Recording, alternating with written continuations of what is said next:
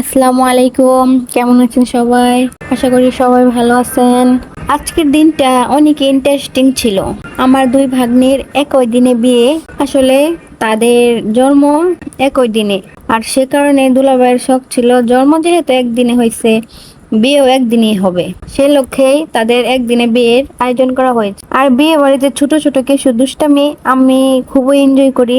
বিশেষ করে যখন নতুন জামাইকে খেতে দেওয়া হয়, তখন জামাইয়ের যে শালীরা আছে তারা জামাইকে হাত ধুয়ে দেয়, এবং হাত ধোয়ানোর পর যতক্ষণ পুরস্কার না দিবে ততক্ষণ হাত ছাড়া হবে না।